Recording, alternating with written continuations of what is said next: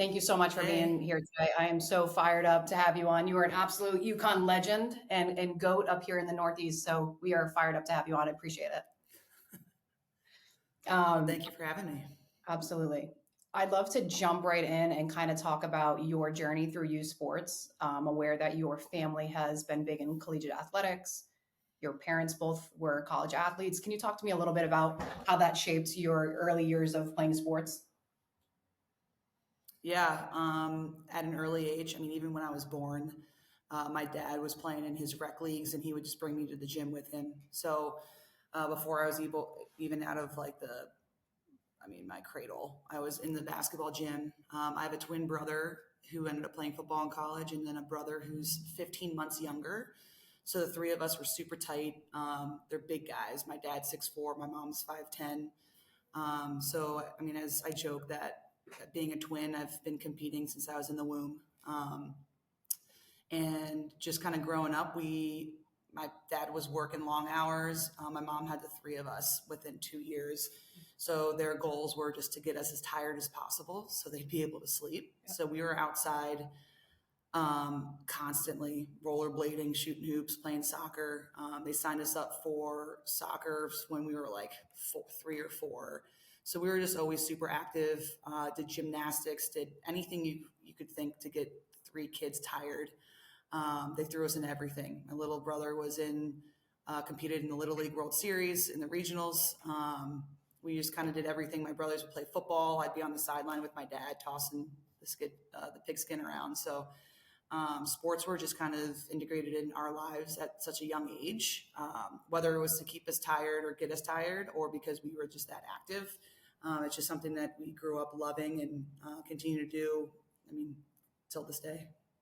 So, talk about you being a multi-sport athlete. There's a lot of sport specialization as we're seeing right now in new sports. A lot of people on either side of the fence here about what that looks like.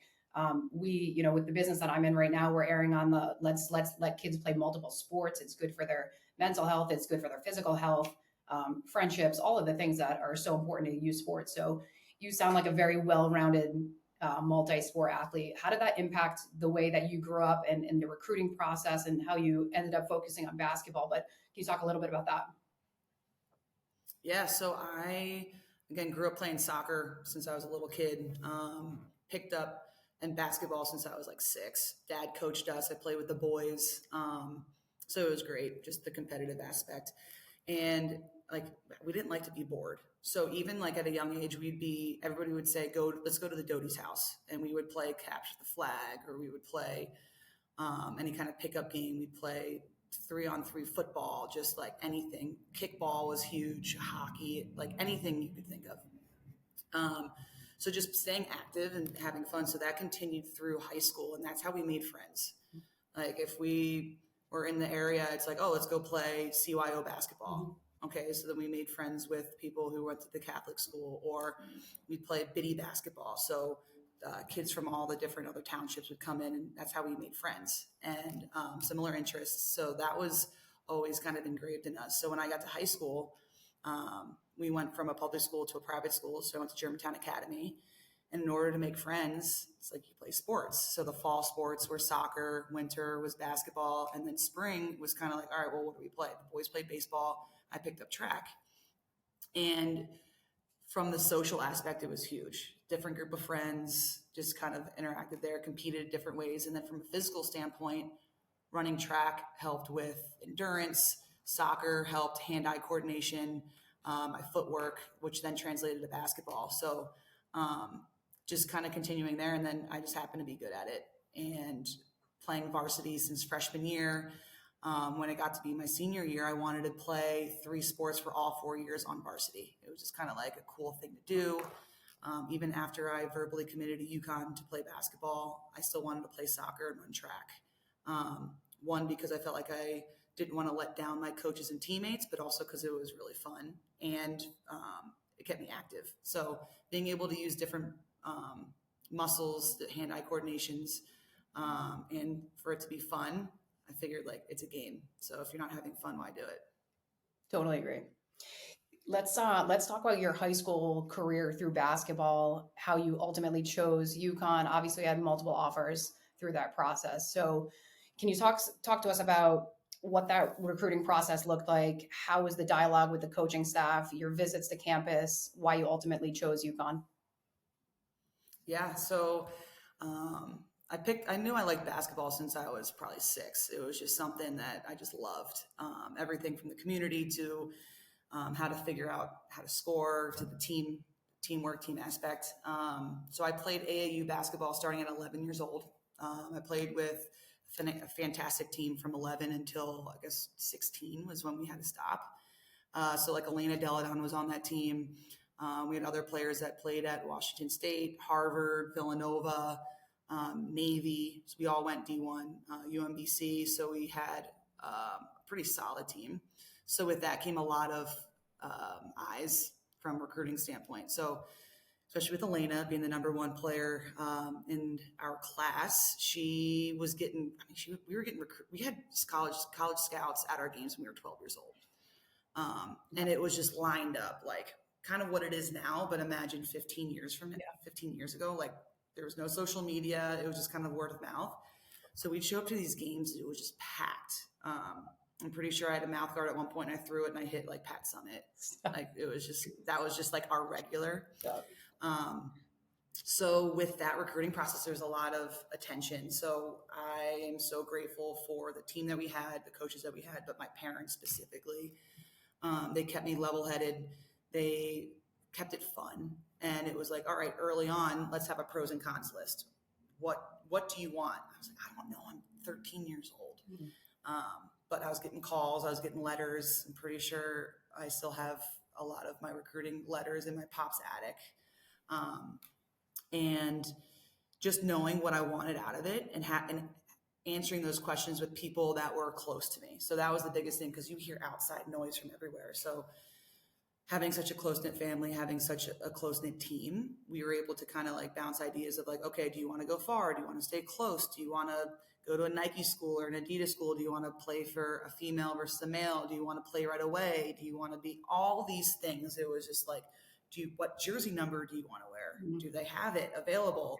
Then we would do depth charts of like, okay, if they're recruiting here, here's who you have to compete. So all these factors went into it. How important was school? What do you want to focus on? So it's kind of like overwhelming, but we just literally, I mean, I still have notebooks. Like I just write everything out and just brain dump and then kind of organize there. And that kept it very smooth. So I knew from an early on, I wanted to stay closer to home, like driving distance. So Notre Dame was the furthest one, but also wanted to win. Like I wanted to win championships. I didn't care about the individual accolades. I knew that would come with winning, but I just like to win and do it with people that are like-minded. So whatever that looked like. So being a part of that AAU program, and then at Germantown Academy, we had that same mindset. And had different coaches, had different players. And so I got to really learn of like what made me thrive. And it was just having really solid, like-minded people on the team. And I was just fortunate to have really, really good people around me, really, really good teammates. And I narrowed it down to 5 schools by, I think, my freshman year of high school. And we just visited those 5 schools. So it was all unofficials, and my parents would drive us, which now being in the professional world is like, how did you have time to do that? But shifting those priorities and now realizing like how much my parents sacrificed to want to afford everything, but then also taking the time to really understand what I wanted in a college career. So like we would go up to UConn. I mean, there was jokes that I was on the team already because we went up there so much. Went to Maryland. So my top 5 were Notre Dame, Maryland, Penn State, Tennessee, and UConn. And I did the summer camps, and I did games in the winter time, and I did visits in the summer to know like all around, like from a football season to what summer school looked like. So I really knew like what I was getting myself into, and that preparation just made it enjoyable because there were unofficials and there was really no pressure or timing of like, you need to commit. I was really able to digest it and really enjoy the atmosphere at games and to see how practices were run and to see the dynamic of the coaching staff and the players and how the players were outside the court as well. And doing all that preparation just set me up for success because, I mean, my time at UConn was just unbelievable. Like I'm sure we'll get into that, but then also that preparation prepared me for the future. So now how I prepare my workday being in sales now, how it prepared me to get a job, how to interview, those tangible skills are just something that I still hold on to. Yeah. I mean, you describing being 12, 13 years old with a line of coaches on the sidelines, which is very atypical. And, did you have that self-awareness at that age where you were feeling the pressure, but you were rising to the occasion? Or is it like what was going through your mind at that age?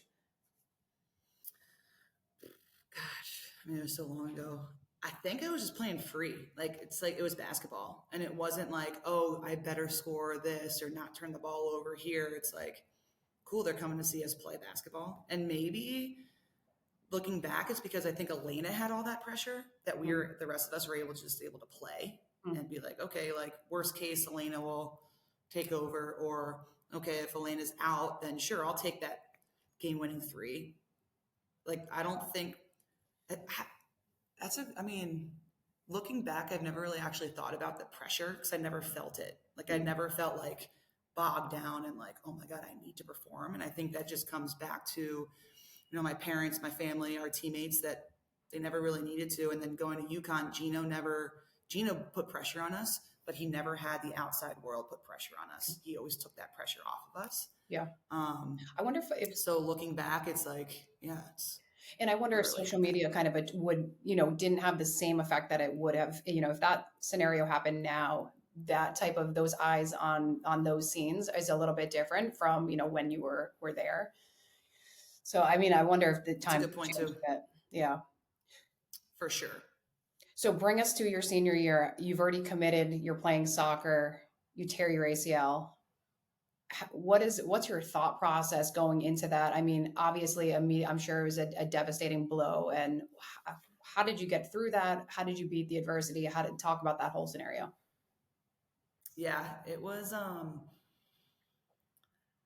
was never really hurt growing up. Like, I had brothers. We fought. We played tackle football. We like did everything. I would rollerblade and go off ramps. Like, we would do like kid stuff. And it was injury was never really a thing.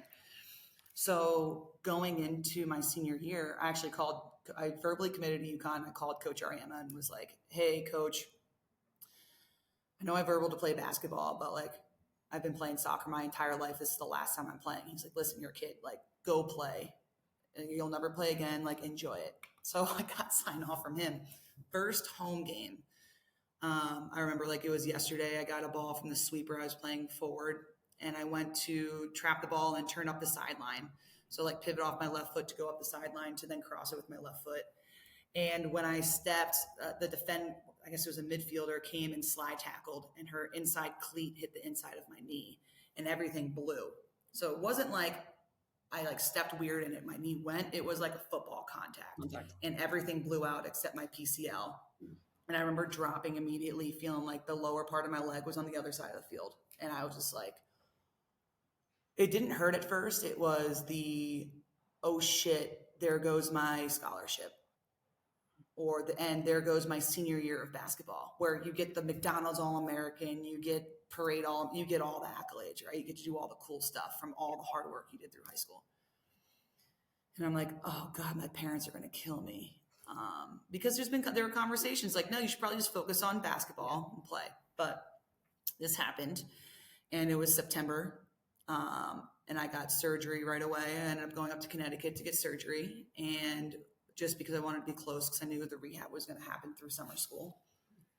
And I lost everything it wasn't a McDonald's All-American. I wasn't any of that, those personal accolades, which I think drove me to really like get after it. Cause it's like, all right, if I'm not going to get these, then we're going to win a championship and I'm going to start my freshman year at UConn, which was unheard of back then.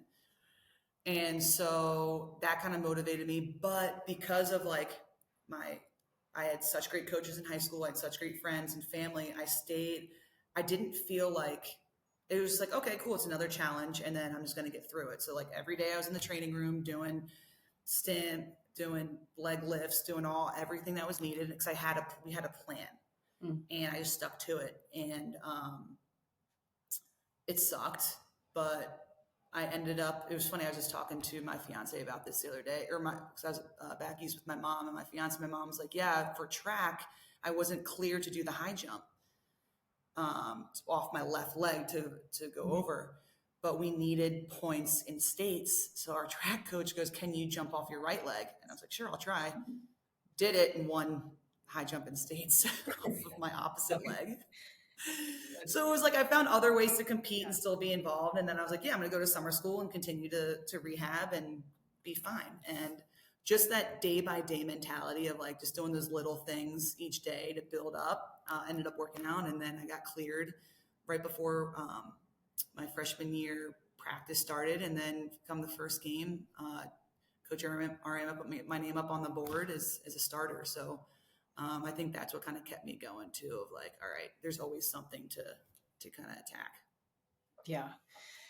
That's an incredible story. I mean, obviously, you commit to UConn, you have a major injury, and then you get there and you're a starter. So the time that you spent throughout your high school career preparing to be that athlete in college, there's always like hitting the next level as an athlete going to college. I don't think anyone's really prepared for it. As a former college athlete myself, I didn't understand the strength and conditioning, the rehab, the prehab, all of those things, no clue.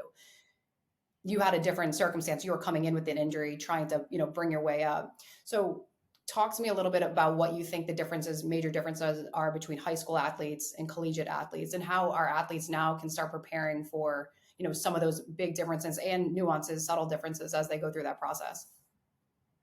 Yeah, it's a great question because it is different and it's going to be different. And I think right now too, with the pressures of high school athletes going to college, some is like, oh, I'm good, I did enough. That's never the case, and no matter what level you're playing at. And then you have the kids that are like super anxious of like, am I doing enough? Am I doing enough? And you don't want that burnout. And I've seen that multiple times as a player and as a coach. Um, so it's trying to find like giving yourself grace to know like, okay, you still need to always work on something. So like know like where that threshold is, but then also like never be satisfied. Yeah. So for me, I mean, I am a firm believer that everything happens for a reason. So when I tore my ACL, it then gave me a pathway where I had to do something every single day, whether it was for my knee, whether it was for my skills, whether it was for my anything. So I was in the gym every single day doing either like weight training, getting my knee ready, getting my shot ready, making sure that I was set. And I wasn't killing myself. Like I wasn't with a personal trainer every single day. I just wanted to act like get myself ready to know that I have to be in the gym every single day. And there's a fine balance, and there's no like secret recipe. There's no like, if you follow this exactly, you're going to be a starter and you're going to be the leading scorer. No, like everybody's different. Yeah.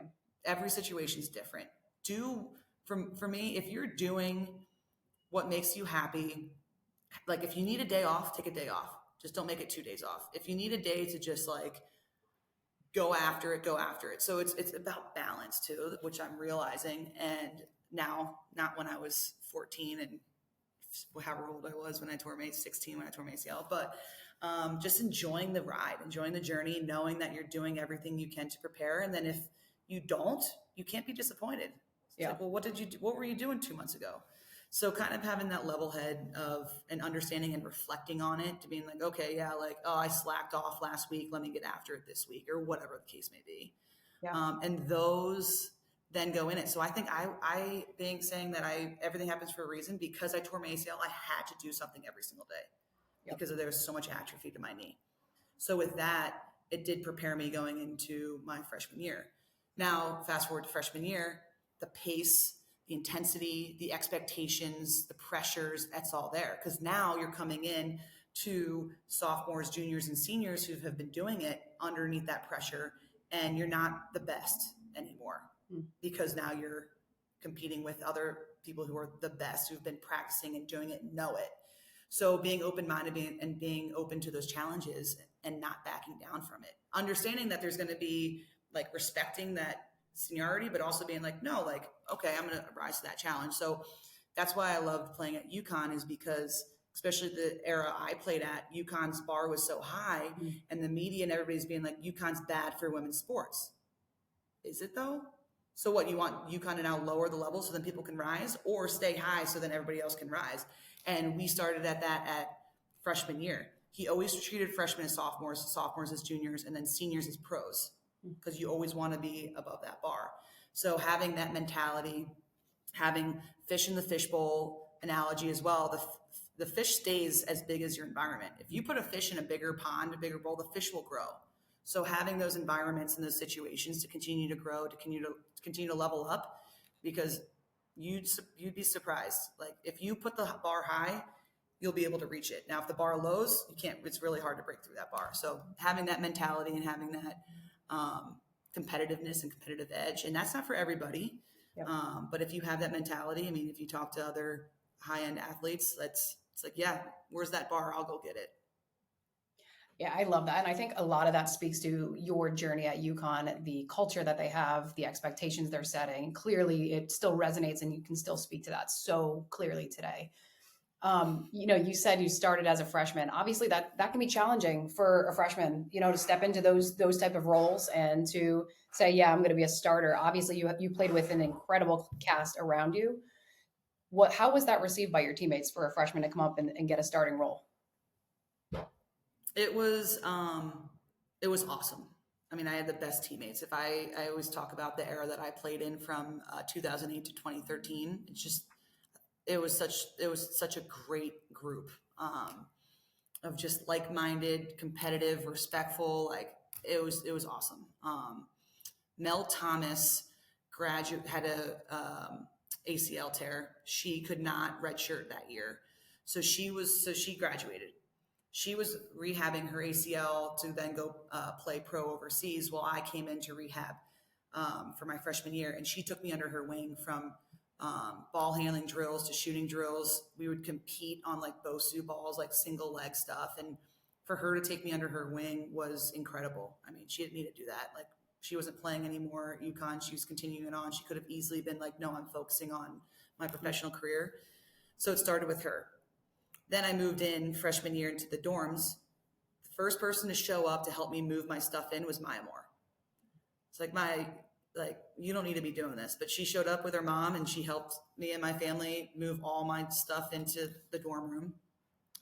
And then even summer school, like Tina Charles and Kyla McLaren were big bad juniors. And I was by myself. It was before the rest of the freshman class came in, and they were like, sleep on our futon. You're not going to be up in Busby's suites by yourself. Like, stay with us. We'll make sure that you know where you're going and what's needed. So having that camaraderie and the team, I mean, we all lived super close together once school started. So being able to compete, but then also have each other's backs, because we knew like, all right, if you're slacking, then that's going to affect the team and how we improve. And then they saw me show up every single day for rehab, kind of how I attacked everything, and just having that. I didn't know they were watching until like later on. They're like, hey, you're getting after it. Good. So then once we didn't know who was starting, we knew the starting four, but we didn't know who that fifth person was until the second time we came into the locker room and we had the scouting report on the board and my name was next to one of the players. And Megan Gardler sat next to me in the locker room and like hit me and was like, Dodie, oh man, congrats. Like you're starting. And I was like, what? It's like, freshmen don't start. And she's like, yeah. I remember like my palms started sweating. I was like, I know the scouting report. I was like, wait, I'm guarding. Okay. All right, cool. Like locked in. And everybody was like, yo, you deserve this. This is awesome. And it was just super supportive through it all. Yeah, I think that speaks to like all of the players that were recruited during that era. I mean, you guys all sound like you had the same mindset. You wanted to support one another, whether it's picking up each other from, you walk onto campus and someone's helping you carry your bags in, and right from the jump that they're setting the tone on, this is the type of athlete that I'm going to be for you. I'm going to be a sister for you. I'm going to be more than just your teammate. And I think, that's pretty incredible that they were able to recruit all of those same type of individuals that had that same mentality. So talk a little bit. So as you move through your journey, I'm sorry, go ahead. Sorry, just to add to that, just about like the people that were recruited or the players that are recruited, like it's the little things too. So, and it's when you're recruited and then having the players. So Renee Montgomery was the senior captain of our team. It's my freshman year. One of the best teammates I've ever played with because she held us accountable. So it wasn't like Coach Ariema or CD or the assistants coming in at us being like, hounding us to have like a certain level of the way we carried ourselves. Renee, Tina, those upperclassmen held us accountable. So a quick story on that is I come out, I had a turnover, I missed a shot or something, and I was pissed. So I come out and I'm like barely high fiving the teammates, and I like don't go all the way down the line. And I was just like pissed. So I was just kind of like, how dumb freshmen are. Tina came over and grabbed me and was like, "We don't do that here. You high five everybody and you go down the entire line, no matter what." And I was like, okay. And from that was freshman year, and from it was at the XL Center, and from there on, I made sure I went all the way down, all the way to the last manager sitting on the bench.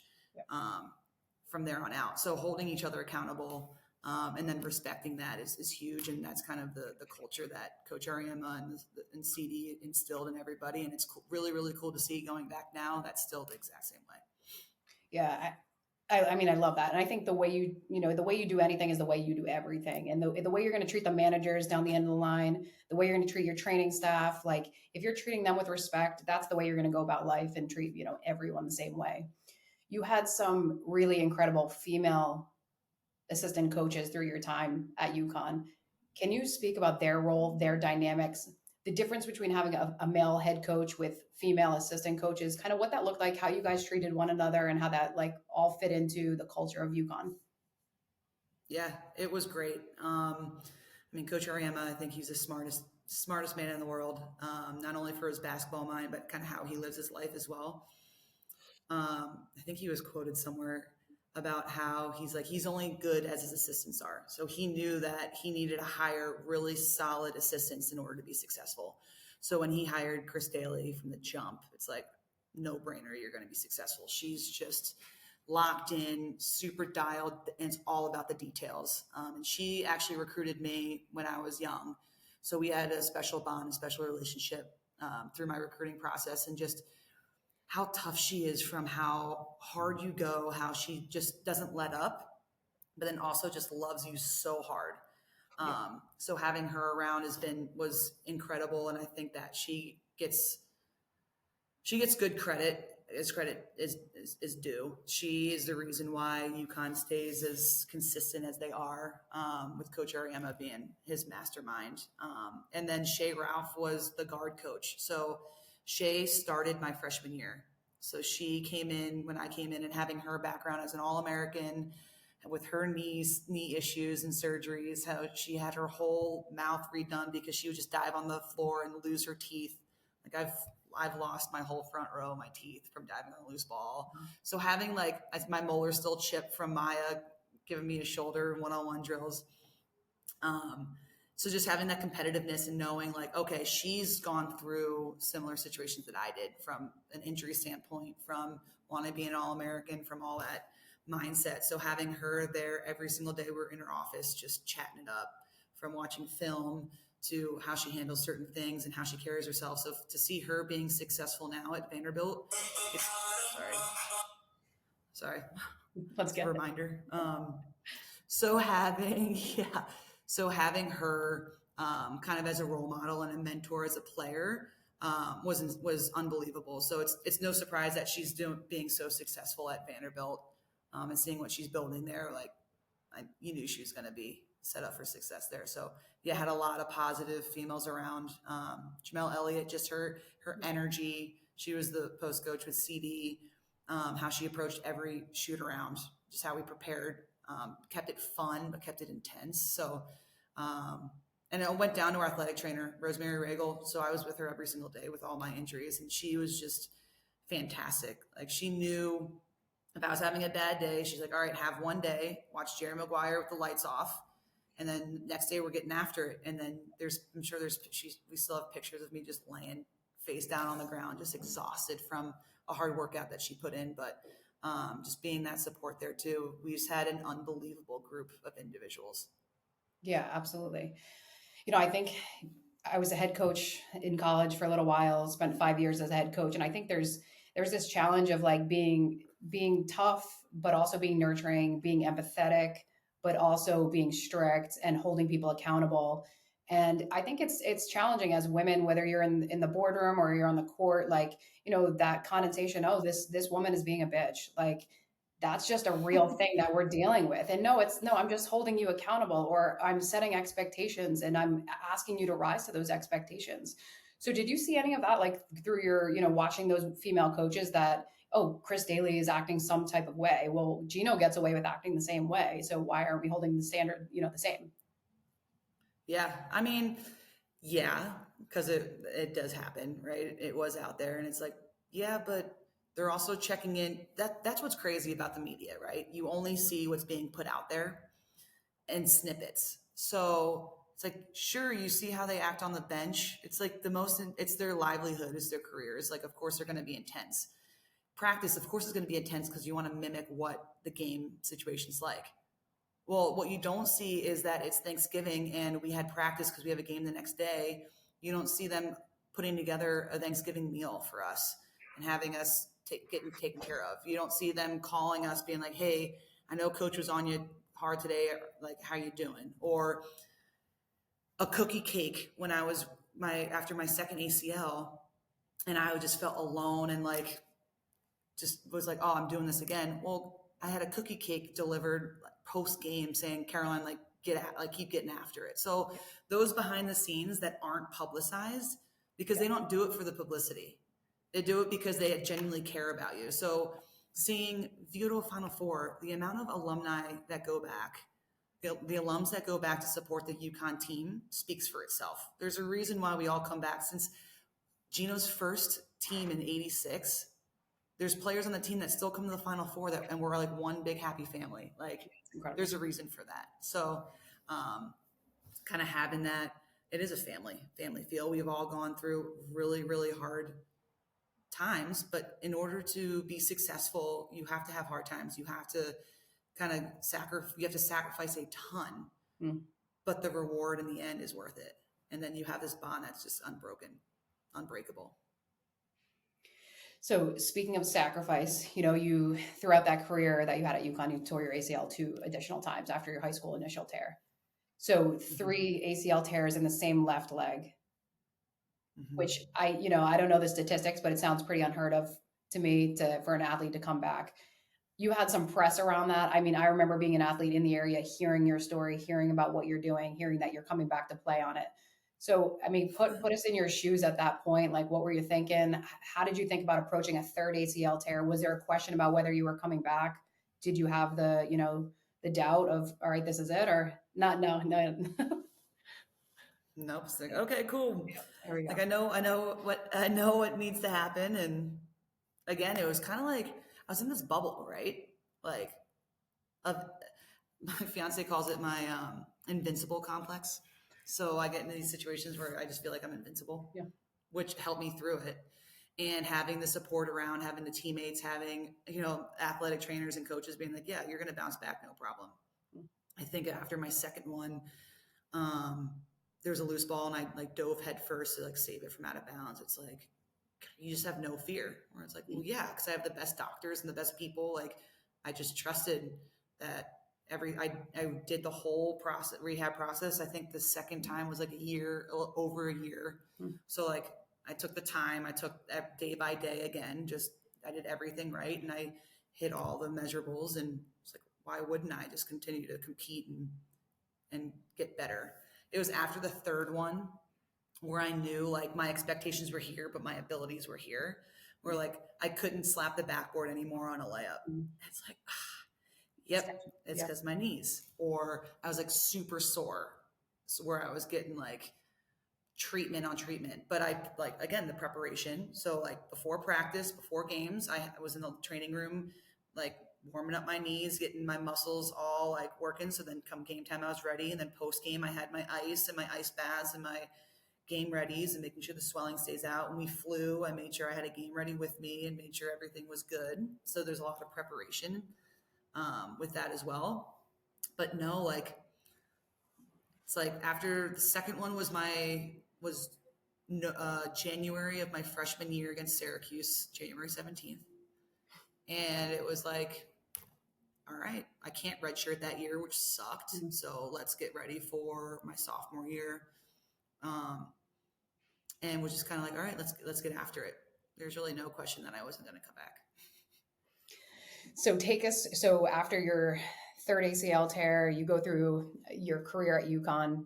You said in there earlier that you had aspirations to play in the NBA. I think I heard you say at another podcast like you wanted to play pro. When did those realizations come to you that that's probably not your next step and that your journey was going to take you on a different path? Yeah, so my fourth year, so I graduated in 4 years and ended up going to grad school my fifth year. And that through that fifth year, it was like, all right, let's think about what's realistic here. So yeah, I still attacked it like I was going to play pro, Mhm. but there were a lot of people around us. I mean, we were 90-0 through middle of my junior year. So we got a lot of ESPN people. Our Nike, our Nike reps were around. We had the Big East commissioners were around a lot. So we had a lot of different people coming in. Um, and we had these donor dinners. So I would made sure like, okay, and my parents taught me, my dad specifically was like, if somebody is in a room taking their time to be around you, give the time to get to know them more, like network. Yeah. So every time an ESPN analyst was there for pregame or a Nike rep was around, I always made sure I went up and introduced myself and thanked them for coming. And from there, I built relationships with Debbie Antonelli's, a good friend of mine, got a good relationship with our Nike rep, Lauren Westendorf at the time, and started building these relationships of just seeing them around. Holly Rowe, and all that crew with Rebecca, of course, because she was always around. So the alumni group. So got to like be familiar with a lot of those people. And from there was like, okay, what other options are out there if I don't play pro as like a just in case. Got super tight with our Nike rep. And from there was like, all right, that's a good, like, that seems really cool. I mean, just like observe a little bit more, ask questions. So there were times like I was on the road where I would be like, hey, Lauren, do you have like a minute just to chat about what Nike's all about? And now this is my fifth year. And so we would sit in the lobby and she would be like, yep, here's kind of how Nike's laid out. Here's kind of the different divisions and the different ways it's structured. And I was like, interesting. Okay. So I started asking equipment managers what their relationships are with Nike and how they order product and kind of what that process is like. And just started building kind of more of outside my bubble. So I'm looking to like kind of expand out. And from there, just kind of learn. So it got to be, my fifth year. Brandon Stewart's a freshman. Dolson and Bria Hartley are all Americans, and they're 3 years younger. So it's kind of like, okay, like these kids are really, really good. Like, do I see myself going to the next level now, realizing freshman year of like, it's faster, stronger. You got vets that are just like tough. And again, knowing my fifth year where my expectations were here, my abilities were here, I was very frustrated because I was like, I wanted to do more. I wanted to be quicker. I wanted to be faster. So I made sure I was smarter. So I really dialed into our game plan, our scouting report, who I was guarding, how I would guard them, and then who was on. So I would get really excited when Kalina Mosquito-Lewis was open in the corner because I knew the 3 plays that would get her open in the corner. So to be able to execute that and then hit her in that corner and have her hit that 3, like that's what brought me excitement. So then winning my fifth year, the national championship down in New Orleans, it was like, all right, like, do I pull a Michael Jordan, come out of retirement and try the pro route? Or do I say, hey, like I had a hell of a career. Let me try to focus on, my personal career moving forward. And I would still train to like look to go. So then from there, coach asked me, hey, do you want to put your name in the draft? Mm-hmm. And I was like, I can't. Like my body is just not there. Like we had a lot of conversations together of like, he's like, yeah, you just seemed like frustrated. My parents were like, what do you want to do? Your body, like, do you want to be able to have kids and play with them, or are you going to need a knee replacement at 35? I was like, yeah, I want to have kids. Like, I want to be able to do that. So from there, just having really, really deep conversations and really thinking through it and being mature about it. Cause like, yeah, I wanted to play pro. That's been my dream since I was 6 years old. But from there, it's because I did that prep work again of the relationships. I was able to connect with our Nike rep and move out to Portland, Oregon and get a job right away. Still train to go overseas, but it's like, all right, do I train to go overseas or do I stick with a job that will then set me up for for my future. So I stuck with that, and it's worked out. And I still coach and do player development. And I still get my fix in with basketball, and I like to think that it worked out. I mean, absolutely. I think a lot of Division 1 athletes are so fortunate that they have a lot of resources built into their journey a little bit. I mean, you just spoke about the, Big East being around, ESPN being around, and I think from my perspective, when I was a Division 3 player, I went down to the Nike So You Want to Be a Coach WBCA conference, and I remember sitting in that room being surrounded by all other they were Division 1 athletes, and I'm saying to myself, I want to be a college coach. And I'm sitting there and I'm like, I'm never getting a job in this, sitting next to the woman from Tennessee and UConn and URI and Brown. And I just remember that, very vividly, thinking like it's so interesting for Division 1 athletes because you do have that extra support system around you that's a little bit different when you're trying to break into the next step in your career. You do have some built-in support staff. The woman that brought you along to Nike, I mean, I think that's obviously a big piece of your journey. So can you talk a little bit about that mentorship aspect and then your next step at Nike, what that looked like, what you did there, what that process looked like to get into your interview process, and then what it looked like when you're actually there? Yeah, for sure. She she gave her time, and that's all it is, right? It's like there were no handouts. There were no like, oh yeah, because you played at UConn, I can get you a job. She never promised that. She said, hey, if you need a place to crash for a few weeks when you come out here, you can use my guest room and house sit because I travel a lot. Or I can connect you with my network. And what she did is she put together like an itinerary of like a handful of people. And it was on me to get myself out there.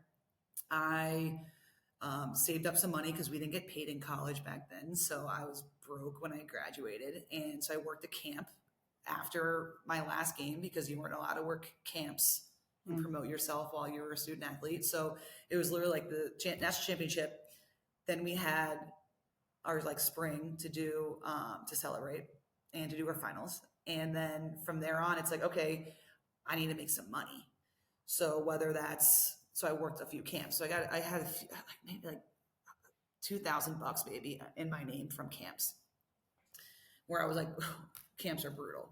And so I flew myself, or I worked a camp in South Dakota because networked. They flew me out there to do some camp. Instead of flying me home, they flew me to Portland. So I literally had one check bag and one carry-on bag, and I moved to Portland, Oregon, and I gave myself 2 months. And I called Lauren and was like, hey, I'll be out in Portland on this date. She's like, what? I said, well, yeah, you said in order to get a job, I need to be out there to get in front of people. She's like, I've offered that up to so many athletes. Nobody actually followed up on it. And I was like, well, as is so cool if I just crash like in your guest room. And she was like, sure. So I show up, I go on Craigslist and bought a bike for $100. And she lived about 3 miles from Nike campus. And I would wake up and ride my bike to Nike campus. And she met with Lauren and was like, all right, here's the people and here's their email addresses, like set up meetings. And I was like, okay. So I like made a Google account because I didn't have email. I had my UConn account, my UConn email, and life hit me really hard. I didn't have any, I knew Lauren, that's it. I didn't know anybody. I barely had any money, and in a city that I've never been to. I'm an East Coast girl. So, and we had iPhones, but they weren't what they are now. It's not like let me use it for maps and texting, and that was it. So I would ride my bike in Nike at 9 o'clock in the morning and would sit in the cafeteria and try to learn. Nike's massive, like campus is massive. Of like, okay, how do I know where Mia Hamm's second floor is? I was like, I have no idea what that building is. So I would go and just figured it out, and was like, Lauren would tell me, but she was in meetings and she was a bigwig. So I met with one person, and I would then ask, okay, is there anybody else that you think would be worth meeting with? They'd give me 3 more people. I would meet with those 3 people, and it just kind of spider web. So it was 6 degrees of separation of like who knew who, whatever. And I ended up keeping a list of people, what they did and how they were connected. I'm pretty sure I still have it somewhere up in my storage unit. And from there, it was someone who I met with knew somebody who was hiring a temp job. And from there, it's like, are you interested in Olympic sports marketing? And I was like, don't know what that is, but sure. and I interviewed and got the job and started. So I gave myself 2 months, and I ended up being broke, like no money to my name, like a month before, not a month, 3 weeks before, 2 weeks before, because I ended up extending it because of this job interview. So I'd call my brothers and be like, "Hey, can you just wire me like $100 for this week?" So I lived off $100 every week, ramen, leftover pizza, like whatever was there. And my first paycheck, I paid my brothers back, and my career kind of expanded from there. But during those 2 months, I would just volunteer. So I didn't know where Nike was or how Nike was laid out. So I went to the woman who does tours. So people come in from all over the world and they want to do tours of Nike campus. So I was like, "Do you mind if I just like tag along a tour just to see like where things are, learn about the Nike culture and like kind of the coolness of it?" She's like, "Sure." Her name was Cindy. She ended up being an Olympic gold medalist runner. She was like an older woman, fantastic lady. And from there, she's like, "If you want to do tours." So I ended up doing tours for some like cash during that time. And I learned the buildings and the history of Nike and how everything was done. Um, and then I would volunteer to clean out sample closets, or like I went through Misty May's beach volleyball bathing suits on it was too old or too new, and I would sort them through. So I would just do all these like volunteer works to get to know people, and which ended up showing that I had a good work ethic. I would show up, I would do what I was said, or I would do what I was told. So then when I was interviewing, they heard from all these people that I was connecting with. It was like, "Oh, yep, she's a go getter." So the interview process got the job, and then the rest is history. I mean, I don't think there can be enough said about like the value of working for no money. I went through that process after college. I stayed on as a student assistant, making literally no money, living the same life that you did. And that ultimately got me to my next step where they're like, if she's willing to do this for free, if we start paying her, guess what else she's going to be willing to do? So, I think that's just a great point that like you got to sometimes pay your dues before you get to the next step. And I don't think a lot of people are volunteering right now, and I think that's something that we can kind of start to reinforce, like pay your dues, put your time in, and then show the people that you're willing to get, you're willing to take the next step. So it will pay off. 100%. And I mean, it was a big slice of humble pie. Like I just won a national championship, my third one. I just won 3 national championships. I lost 11 games in 5 years under Coach Ariema and the Yukon Lady Huskies, where I would walk into places and get stuff like handed to me. Now I moved to Portland, Oregon, and no one gave two shits about any of that. So yeah, it was a big slice of humble pie, but it pays off. And yeah, being open minded to know like, yeah, I'll do it for free to prove myself again after I just proved myself my entire life to get to that level. But it's continuing that and just to stay level headed and not think that you're bigger or better than anything that comes up. For sure. And I think, part of putting some of this stuff out is being able to share the stories of like women like yourself that have failed. I'm going to loosely say failed, and how have they come through that adversity? What does sports look like to them? How has it shaped their lives? And, I think it's a little bit of a buzzword, but the transferable skills that we're seeing in sports and how they come into your personal life, your work life, all of those things. I mean, I don't know what I would be without sports. I really just don't. It's so ingrained in the fabric of who I am. And it's not from a basketball standpoint or soccer standpoint. It's from the relationship building, the time management, the confidence, the Mm-hmm. leadership. And those are the things that I'm like, how do we package that up and give it to every girl in America right now? How do we do that? Because I mean, the statistics are that girls are leaving sports at a 2.5% rate faster than boys. And 91% of girls are leaving basketball at the age of 13. So how do we stop that and say, right here where you are, these are the reasons you're leaving. Let's try and it's not going to happen overnight, but like there are so many little things that we can be doing. I think part of it is sharing the stories and giving them the confidence that like you can get through these things, you can do this, and you've got people in your corner. Mm-hmm. For sure. Yeah, and that's the benefit of social media and having access here too. It's like there's a lot of bad, but there's also a lot of good. So how to continue to promote it to make it more good than bad, for sure. Absolutely.